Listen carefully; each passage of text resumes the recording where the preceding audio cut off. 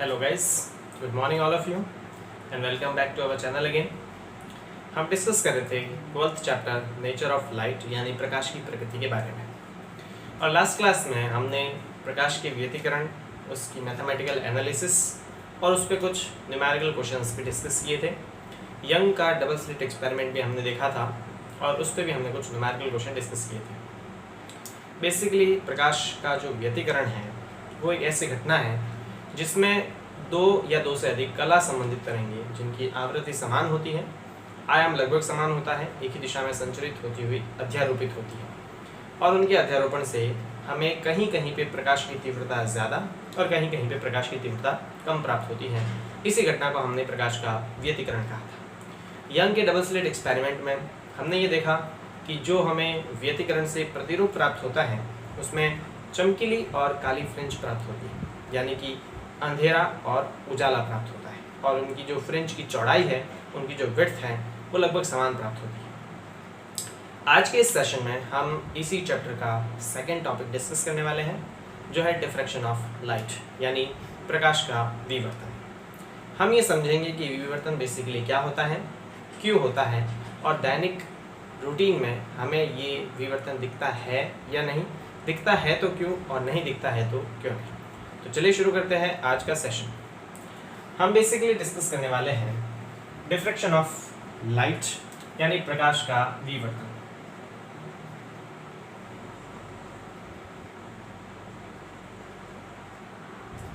देखिए, इस प्रकाश के विवर्तन को समझने के लिए हम एक छोटा सा एक्सपेरिमेंट करते हैं। एक्सपेरिमेंट किस तरह का समझिए।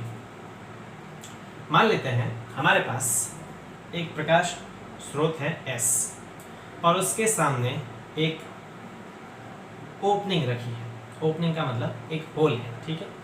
तो यहाँ पर हम क्या देखते हैं, प्रकाश स्रोत से प्रकाश की किरणें अगर सरल रेखीय पथ के रूप में निकलती हैं तो इस हिसाब से क्या होना चाहिए, इस हिसाब से ये प्रकाश स्रोत से निकलने वाली प्रकाश की किरणें, यहाँ पर एक स्क्रीन रखी है मतलब एक पर्दा है, तो यहाँ पर प्रकाश की जो किरणें है वो कुछ इस तरह से ट्रैवल करनी चाहिए, ठीक है। इस तरह से हमें दिखना चाहिए। तो अगर प्रकाश स्रोत से प्रकाश की किरणें सरल रेखीय पथ के रूप में निकलती है, सरल रेखीय पथ अनुसरण करती हैं, यानी कि रेक्टिलिनियर मोशन अगर करती हैं, तो हमें जो स्क्रीन पर यहाँ पूरे पोर्शन तक A से लेके B तक इल्यूमिनेशन दिखना चाहिए। इल्यूमिनेशन का मतलब यहाँ पर हमें लाइट दिखनी चाहिए, ठीक है। प्रकाश से जो तरंगें निकलेगी वो इस रीजन में आएगी और इस रीजन में हमें उजाला दिखाई देगा।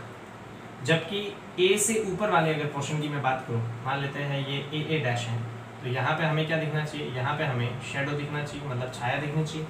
सिमिलरली B से नीचे वाले पोर्शन की अगर मैं बात करूँ BB डैश, तो यहाँ पर भी प्रकाश की किरणें नहीं पहुँचनी चाहिए, तो यहाँ पर भी हमें शेडो दिखना चाहिए, ठीक है। ये कब होगा, ये तब होगा जब प्रकाश स्रोत से प्रकाश सरल रेखा के रूप में उत्सर्जित होगा।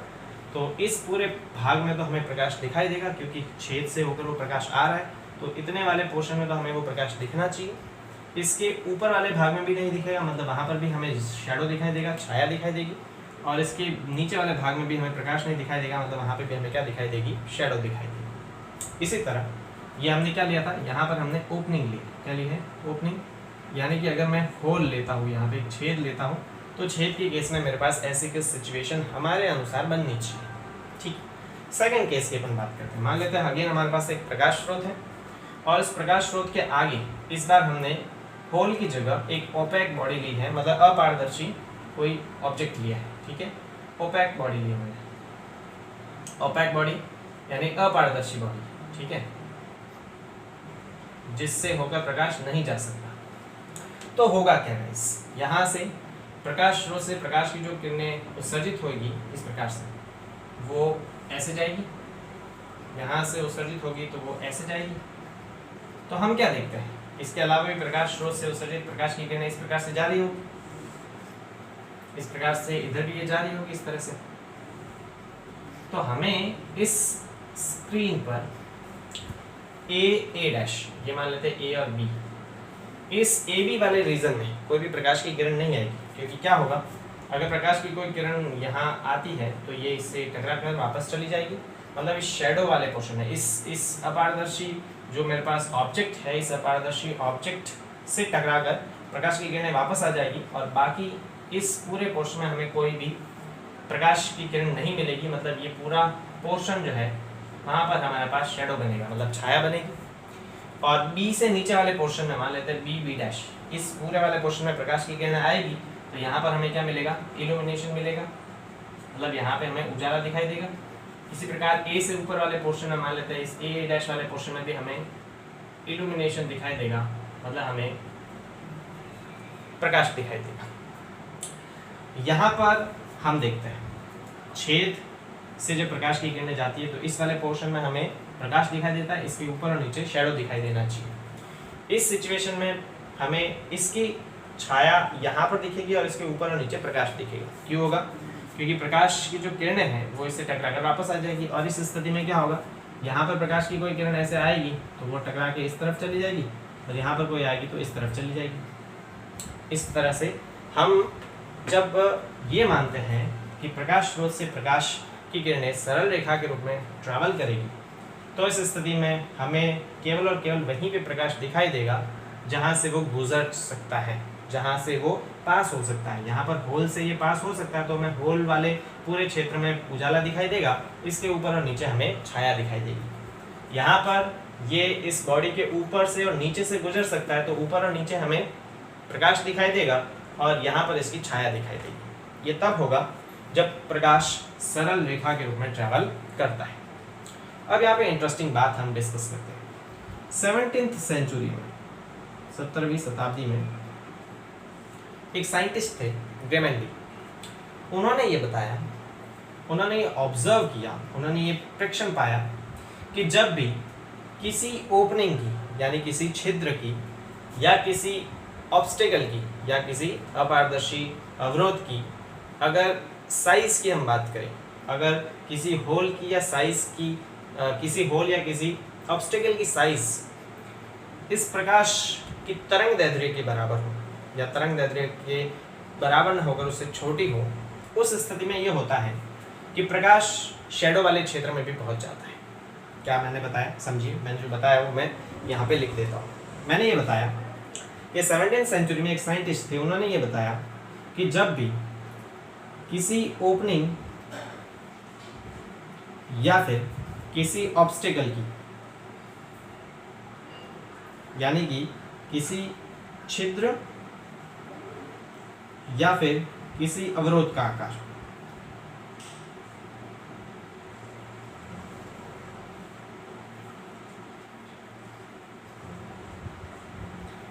तरंग दैर्ध्य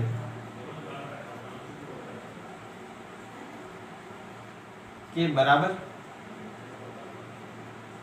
या छोटा हो, ठीक है। उन्होंने ये पाया कि जब भी अपन किसी छिद्र या अवरोध का आकार तरंग दैर्ध्य के बराबर या उससे छोटा रखते हैं, जो प्रकाश आ रहा है उस प्रकाश की तरंग दैर्ध्य मान लेते हैं हमारे पास लैम्डा है, क्लियर। और यहाँ पर इस छेद का मैं आकार मान लेता हूँ, इस छेद का जो आकार है वो मान लेते हैं ए, और यहाँ पर इस ऑब्स्टेकल का, इस अवरोध का आकार भी मैं क्या मान लेता हूँ, ए। प्रकाश की तरंग दैर्ध्य है लैम्डा। तो कंडीशन ये है कि अगर इस तरंग दैर्ध्य लैम्डा का मान इस अवरोध से बड़ा या इसके बराबर है, उस स्थिति में ये होता है कि ये प्रकाश की जो किरणें हैं वो सीधी ट्रैवल नहीं करती और बल्कि वहां पर भी पहुंच जाती है जहां पे हमें छाया दिखनी चाहिए। तो होगा क्या, अगर इस छेद का या अवरोध का आकार इस तरंग दैर्ध्य के बराबर या इससे छोटा है, उस स्थिति में ये होगा कि यहाँ पर ये जो प्रकाश सीधा जाना चाहिए था, मतलब जहाँ पे हमें शेडो दिख रहा है, ये वाले पोर्शन में हमें क्या दिख रहा है, शेडो दिख रहा है, छाया दिख रही है, ये छाया ना दिख के प्रकाश की किरण यहाँ पर भी पहुँच जाएगी इस प्रकार से, हमें शेडो वाले रीजन में भी प्रकाश दिखाई देगा। इसी प्रकार यहाँ पर भी ये प्रकाश इस तरह से यहाँ पहुँच जाएगा, तो शेडो वाले रीजन में हमें क्या दिखाई देगा, प्रकाश दिखाई देगा। इस घटना को हम विवर्तन कहते हैं। इसी तरह यहाँ पे अगर मैं बात करूँ तो क्या होगा, अगर इस तरंग दैर्ध्य का मान इस छेद के आकार के बराबर हो तो ये जो शेडो वाला रीजन है जहाँ हमें छाया दिखनी चाहिए वहाँ पर भी प्रकाश पहुँचेगा, इस तरह से मुड़ जाएगा और प्रकाश पहुँचेगा, यहाँ से भी मुड़ जाएगा और प्रकाश पहुँचेगा। तो इसी घटना को हम विवर्तन कहते हैं। तो विवर्तन बेसिकली होता क्या है, विवर्तन बेसिकली होता है कि जब भी किसी छिद्र या किसी अवरोध का आकार प्रकाश की तरंग दैर्ध्य के बराबर या उससे छोटा हो तो प्रकाश की ये जो किरणें हैं वो हमेशा उस छिद्र के या फिर उस अवरोध के किनारों पर, कहाँ पर, किनारों पर आंशिक रूप से मुड़ जाता है। ये देखो आंशिक रूप से मुड़ गया यहाँ पर भी, और यहाँ पर भी ये आंशिक रूप से मुड़ जाता है और वहां पहुंच जाता है जहां पर हमें छाया दिखाई देनी चाहिए। तो इसी घटना को हम प्रकाश का क्या कहते हैं, विवर्तन कहते हैं। मेरी बात समझ लीजिए, मैंने क्या बताया कि जब भी किसी अवरोध या छिद्र का आकार प्रकाश की तरंग दैर्ध्य के बराबर या उससे छोटा हो उस स्थिति में क्या होगा कि प्रकाश की ये जो किरणें हैं वो उस छिद्र या फिर अवरोध के किनारों पर, कहाँ पर, किनारों पर आंशिक रूप से मुड़ जाता है और इस प्रकाश के आंशिक रूप से मुड़ने की घटना को हम विवर्तन कहते हैं। अब ये विवर्तन होता है इस वजह से हमें जहाँ पे छाया दिखाई देनी चाहिए वहां पर भी प्रकाश दिखाई देता है और इसी घटना को हम क्या कहते हैं, विवर्तन कहते हैं। ठीक है, तो मैं डेफिनेशन इसकी लिखूंगा, उससे पहले अपन एक और दो चीज समझ लेते हैं। हम क्या देखते हैं कि अगर ये प्रकाश स्रोत है तो प्रकाश स्रोत से प्रकाश तरंगाग्र के रूप में उत्सर्जित होता है। तो ये बिंदु स्रोत है तो इससे तरंगाग्र किस प्रकार के उत्सर्जित होंगे, गोलीय तरंगाग्र उत्सर्जित होंगे। इस प्रकार से गोलीय तरंगाग्र उत्सर्जित हो रहे होंगे और ये गोलीय तरंगाग्र जब इस छिद्र पर आपतित होगा, तो ये गोलीय तरंगाग्र जब इस छिद्र पर आपतित होगा इस प्रकार, तो हम क्या देखते हैं कि यहाँ पर ये वाला तरंगाग्र इससे टकराकर कैंसिल हो जाएगा, मतलब यहाँ पर आगे नहीं पहुँच पाएगा, और ये वाला तरंगाग्र भी इससे टकराकर कैंसिल होगा, आगे नहीं पहुँच पाएगा। केवल और केवल हमारे पास कौन सा तरंगाग्र आगे पहुँच पाएगा, ये वाला जो तरंगाग्र है जो होल में से पास हो रहा होगा, ये वाला तरंगाग्र आगे पहुँचेगा। इस तरंगाग्र को हम लाइव तरंगाग्र कहते हैं, बाकी तो डेड हो गए, और ये वाला लाइव तरंगाग्र है। और इस लाइव तरंगाग्र का प्रत्येक बिंदु एक नए स्रोत की तरह कार्य करता है, जो हम हाइगेन की द्वितीयक तरंगिकाओं के सिद्धांत में पढ़ चुके हैं कि इस तरंगाग्र पर उपस्थित प्रत्येक बिंदु एक नए स्रोत की तरह कार्य करेगा, फ्रेश सोर्स की तरह एक्ट करेगा, और अगर नए स्रोत की तरह कार्य करेगा तो स्वयं भी छोटे छोटे तरंगाग्र उत्सर्जित करेंगे। तो मान लेते हैं इस बिंदु से तरंगाग्र उत्सर्जित होगा कुछ इस तरह से, इससे तरंगाग्र उत्सर्जित होगा, इस बिंदु से कुछ तरंगाग्र इस प्रकार से उत्सर्जित होगा। इस प्रकार प्रत्येक बिंदु अपने में से छोटे छोटे तरंगाग्र उत्सर्जित करेगा। और हमने ये देखा है कि तरंगे हमेशा तरंगाग्र के लंबवत दिशा में ट्रैवल करती है। तो अगर मैं इस तरंगाग्र के लंबवत डायरेक्शन में तरंग बनाऊं तो ये तरंग इस तरह से जारी होगी इधर, और ये तरंग इस तरह से जारी होगी इधर। तो हम ये देखते हैं कि तरंगे वहां पर भी पहुंच जाती है जहां पे होना क्या चाहिए था, शैडो होना चाहिए था। क्लियर है? इसी तरह इस वाले डायग्राम में अगर बात करें, सिमिलरली ये अगर प्रकाश स्रोत है तो यहाँ से तरंगाग्र उत्सर्जित कर रहा होगा, ये इस प्रकार से तरंगाग्र उत्सर्जित कर रहा है। ठीक है, अब जब ये तरंगाग्र इस अवरोध से टकराता है तो हम क्या देखते हैं कि तरंगाग्र का ये वाला पोर्शन जो है, जो इस अवरोध से टकराया है, वो तो कैंसिल हो जाएगा, मतलब डेड हो जाएगा, वो आगे स्क्रीन तक नहीं पहुंच पाएगा। लेकिन इस तरंगाग्र का ये वाला पोर्शन और ये वाला पोर्शन अभी भी आगे बढ़ेंगे क्योंकि ये इससे टकराए नहीं है। और हाइगेन की द्वितीयक तरंगिकाओं के सिद्धांत के अनुसार इसका प्रत्येक बिंदु भी एक नए स्रोत की तरह कार्य करेगा, और नए स्रोत की तरह कार्य करेगा तो छोटे छोटे तरंगाग्र उत्सर्जित करेंगे। मान लेते हैं यहाँ से तरंगाग्र कुछ इस प्रकार से उत्सर्जित हो रहे होंगे, यहाँ से तरंगाग्र कुछ इस प्रकार से उत्सर्जित हो रहे होंगे प्रत्येक बिंदु से। ठीक है, बहुत सारे तरंगाग्र उत्सर्जित हो रहे होंगे, और तरंगाग्र के लंबवत दिशा में हमेशा तरंग संचरित होती है। तो इसके लंबवत दिशा में तरंग अगर मैं बनाऊं तो इस तरह लंबवत दिशा में तरंगे इससे संचरित हो रही होगी, और इस तरंगाग्र के लंबवत इस दिशा में तरंगे इस तरह से संचरित हो रही होगी। तो हम क्या देखते हैं कि तरंगे वहां पर भी पहुंच जाती हैं जहां पर होना क्या चाहिए था, शैडो होना चाहिए था। क्लियर है? तो बेसिकली विवर्तन क्या है, विवर्तन होती है एक ऐसी घटना जिसमें यदि छिद्र या अवरोध का आकार तरंग दैर्ध्य के बराबर या उससे छोटा हो, उस स्थिति में तरंगे उस छिद्र या अवरोध के तीक्ष्ण किनारों पर आंशिक रूप से मुड़ जाती है। इसी घटना को हम विवर्तन कहते हैं। तो इस डायग्राम को रफ कर देता, फिर अपन इसकी डेफिनेशन लिख लेते हैं। ठीक है, चलिए।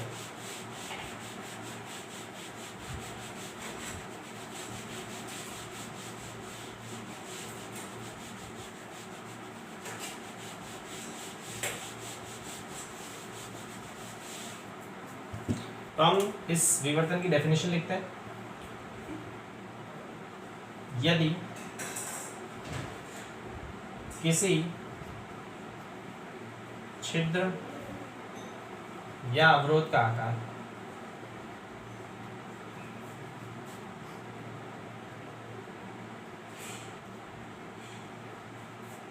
तरंग की तरंगदैर्ध्य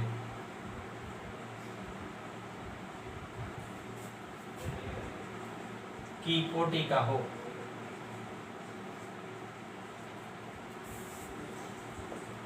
तो ये तरंगे छिद्र या अवरोध के किनारों पर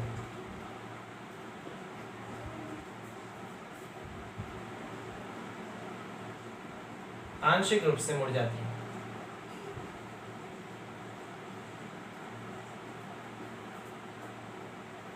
जिससे हमें ज्यामितीय छाया में भी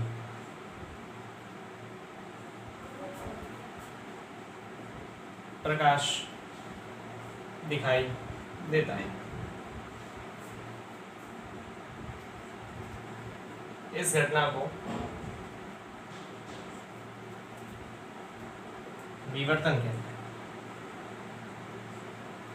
ठीक है, यानी विवर्तन बेसिकली क्या होता है, किसी भी छिद्र या अवरोध के किनारों पर तरंग का आंशिक रूप से मुड़ना विवर्तन कहलाता है। अब हम ये समझते हैं, नॉर्मली विवर्तन जो है वो हमें साउंड वेव्स का तो ऑब्जर्व हो जाता है, लेकिन हमें लाइट वेव का विवर्तन ऑब्जर्व नहीं होता। तो हम बात करते हैं diffraction of light and sound waves, light wave and sound waves. अब देखिए,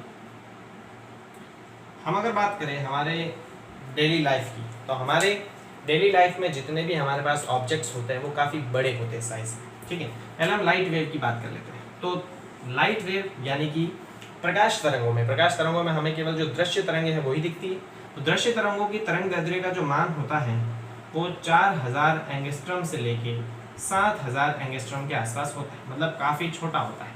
प्रकाश तरंगों की तरंगदैर्ध्य काफ़ी छोटी होती है, जबकि हमारे डेली लाइफ में जो ऑब्जेक्ट्स होते हैं जैसे खिड़की, दरवाजा, आप कोई भी ऑब्जेक्ट ले लो, उन सभी की जो साइज होती है, साइज ऑफ ऑब्जेक्ट्स, वो होती है लगभग मीटर के आसपास। ठीक है, तो यहाँ पर हम क्या देखते हैं कि प्रकाश तरंगों की तरंगदैर्ध्य का मान तो छोटा है और ऑब्जेक्ट्स की जो साइज होती है, हमारे डेली लाइफ के ऑब्जेक्ट्स की साइज वो काफ़ी बड़ी होती है, मीटर की साइज की होती है। तो यहाँ पर साइज इस तरंगदैर्ध्य से ज़्यादा होने के कारण प्रकाश तरंगों का नॉर्मली हमें डिफ्रैक्शन नहीं प्रतीत होता, हम उसके डिफ्रैक्शन को नहीं देख पाते। हम बात करते हैं साउंड वेव्स की। साउंड वेव्स बेसिकली इनकी जो तरंगदैर्ध्य होती है वो कुछ मीटर्स से लेके फ्यू मीटर्स होती है। ठीक है, इनकी तरंगदैर्ध्य फ्यू मीटर्स के आसपास होती है। जो ध्वनि तरंगे होती हैं, हम जो बोलते हैं वो ध्वनि तरंगे हैं, और ध्वनि तरंगों की तरंगदैर्ध्य कुछ मीटर के आसपास होती है। हमारे ऑब्जेक्ट्स जो है, हमारे आसपास जितने भी ऑब्जेक्ट्स हैं, ऑब्स्टिकल्स हैं, अवरोध हैं, उनकी साइज भी मीटर के आसपास होती है। तो यहाँ पर लैम्डा का मान लगभग a के बराबर होता है। और जब भी तरंगदैर्ध्य का मान किसी भी अवरोध या क्षेत्र की साइज के बराबर होगा तो वहाँ डिफ्रैक्शन होता है। मतलब साउंड वेव्स जो है वो आसानी से किसी भी ऑब्जेक्ट, हमारे डेली लाइफ में जो ऑब्जेक्ट होते हैं, उन डेली लाइफ के किसी भी ऑब्जेक्ट के किनारों पर आंशिक रूप से मुड़ जाती है और मुड़ के कहीं भी पहुंच सकती है, जहाँ पे नहीं पहुंचना चाहिए वहाँ पर भी। इसके एग्जाम्पल मैं आपको बताता हूँ। जैसे मान लो कि आप एक रूम में बैठे हो और उसके पास कोई दूसरा रूम है। अगर दूसरे रूम में टेलीविज़न देख रहा है कोई व्यक्ति विशेष, तो आप उस टेलीविज़न के दृश्यों को नहीं देख पाओगे, लेकिन आप उस टेलीविज़न की आवाज़ को सुन पाओगे। कारण, क्योंकि टेलीविज़न के दृश्य लाइट वेव्स के कारण दिखाई देते हैं, है ना। लाइट वेव्स और उनकी तरंगदैर्ध्य काफ़ी छोटी है, तो वो जो प्रकाश तरंगे हैं वो हमारे डेली लाइफ के जो ऑब्जेक्ट्स हैं जैसे खिड़की है, दरवाजे हैं, उनसे टकरा कर मुड़ नहीं सकते, क्योंकि उनका वहाँ पे विवर्तन नहीं हो सकता। लेकिन जो वहाँ से आवाज़ आएगी, साउंड वेव्स, वो साउंड वेव्स की तरंगदैर्ध्य मीटर में होने के कारण वो हमारे ऑब्जेक्ट्स जैसे खिड़की, दरवाजे से टकराएंगी और टकराकर आंशिक रूप से मुड़ेंगे और आपके कानों तक पहुँच जाएंगे। तो बेसिकली नॉर्मल लाइफ में हम प्रकाश तरंगों का विवर्तन नहीं देखते हैं। क्यों नहीं देखते हैं? क्योंकि प्रकाश तरंगों की तरंगदैर्ध्य काफ़ी छोटी होती है और नॉर्मल लाइफ के जो ऑब्जेक्ट्स होते हैं उनकी साइज़ काफ़ी बड़ी होती है, तो उस हिसाब से प्रकाश की तरंगें उनके किनारों पर आंशिक रूप से नहीं मुड़ पाती है। वही हम साउंड वेव्स की बात करें, ध्वनि तरंगों की बात करें, तो उनकी तरंग दैर्ध्य काफ़ी बड़ी होती है और हमारे डेली लाइफ के ऑब्जेक्ट्स की साइज़ और प्रकाश, ये जो ध्वनि तरंगें हैं उनकी तरंग दैर्ध्य किस जो कोटि है वो लगभग सेम होती है। उस वजह से ध्वनि तरंगों का विवर्तन बड़ी आसानी से हो जाता है और इसी वजह से हम पास में अगर कोई व्यक्ति किसी दूसरे रूम में बैठा है और टीवी देख रहा है तो हम उस टीवी के दृश्यों को नहीं देख सकते, लेकिन उस टीवी की आवाज़ को सुन सकते हैं। तो ये बेसिकली क्या होता है, ये होता है विवर्तन। तो हम इसी के बारे में हमारे अगले वीडियो लेक्चर में थोड़ा और डिटेल में डिस्कस करेंगे कि विवर्तन बेसिकली कितने प्रकार का होता है और हमारे सिलेबस में विवर्तन का कौन सा भाग दे रखा है उसके बारे में हम डिटेल में डिस्कस करेंगे। तो मिलते हैं गाइस अगले वीडियो में। Thank you so much.